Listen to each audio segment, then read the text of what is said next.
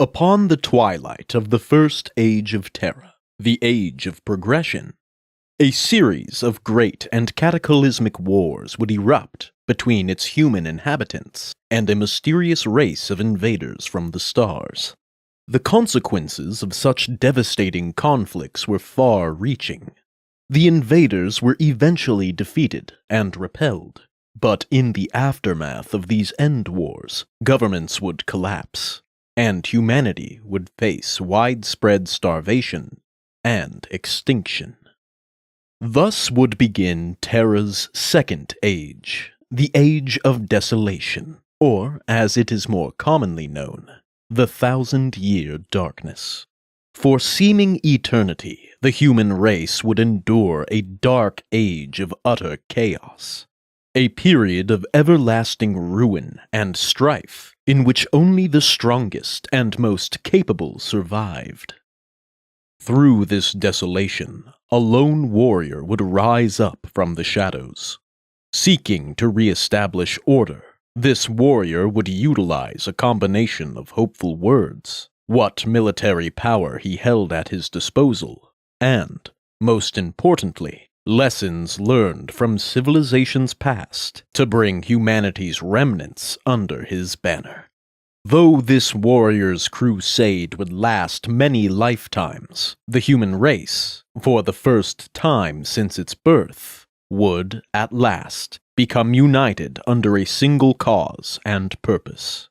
From this, order and culture would be revitalized across the ravaged earth, giving rise to a power that would rule over all: the Terran Empire. With the Empire's birth and the warrior's coronation as the first emperor, human civilization had officially been reborn, thus beginning the Third Age, the Age of Ascension. But even with this rebirth of humanity, Terra itself remained broken and devastated, possessing few remaining resources to sustain its inhabitants. For humanity's continued survival, the Empire would turn its attention toward the final conquest: space. The foundations of this new age are marked solely by humanity's intent of settling its own star system. Once space itself was reached, the Empire's first act was to establish space colonies in geosynchronous orbits around its homeworld. After vast expenditures of funds and manpower, the colonies would become the agricultural centers of this newborn nation, ending all lingering traces of the darkness virtually overnight. Even so, humanity continued to look to the stars, and soon lunar colonies were also developed for the purpose of industry. Additional colonization and space exploration would continue unabated, with new settlements established on nearly all planetary bodies in the Sol system, from Mercury to the moons of Neptune. Mining adventures, agricultural experiments, terraforming projects, and other endeavors were developed upon these colonies, technologies that would also come to be used upon Terra itself, transforming the planet from a dark wasteland into a reborn, blue and fertile world. New natural resources would be discovered throughout, further nourishing humanity's growing empire as it began to transcend the borders of the Sol system. Not long after the establishment of these colonies did Terran scientists finally make the discovery of faster-than-light travel in the form of the arc engine. With this breakthrough, humanity became further enamored with exploring the universe around them and expanding their reach throughout, establishing their beloved empire's rule to the very borders of the galaxy. Seemingly, their only hindrance would be the various alien civilizations, which would inevitably seek to impede their progress, perhaps even subjugate them, as those invaders had so long ago. With that in mind, the Empire would declare the formation of the Imperial Starfleet, the military arm that would defend humanity from its future enemies.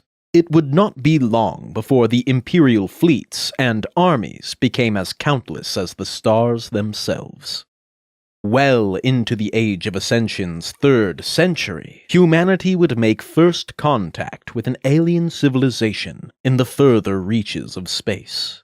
Unexpectedly, this civilization, and many following it, would turn out to be far more primitive than humanity had come to believe. Varying from cave-dwelling races akin to the ancient Neanderthals, to some relatively advanced races that were equal to humanity's development in the midst of its first age. Even so, fearing the potential threat of these races, the Empire fell upon these worlds with great fervor, conquering in the name of humanity's progress, while adapting whatever technology and advancement they found along the way. Not even the more advanced societies were capable of defending themselves against the mighty warships and combat-ready men and women under the Emperor's service. Thus, humanity's dominion would spread vastly and rapidly throughout the Milky Way, challenged only by 12 others of similar power.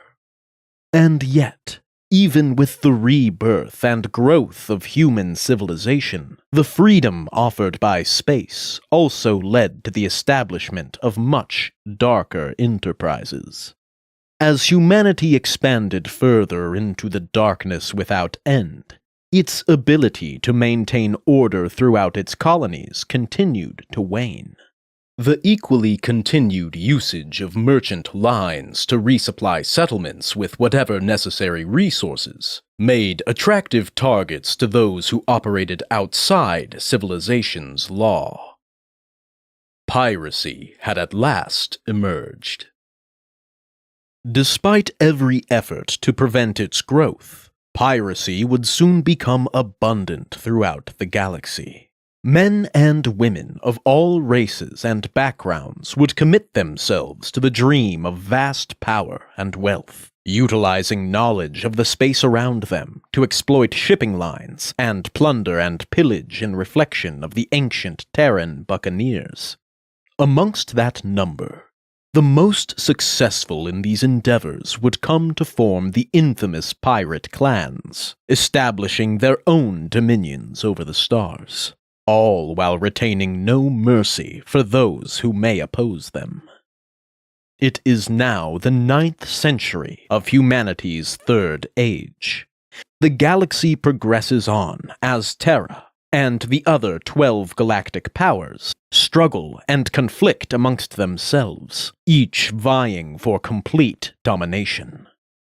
All throughout, piracy retains its sway, innumerable renegades sailing under the Jolly Roger's shadow. This is a tale set upon one such band.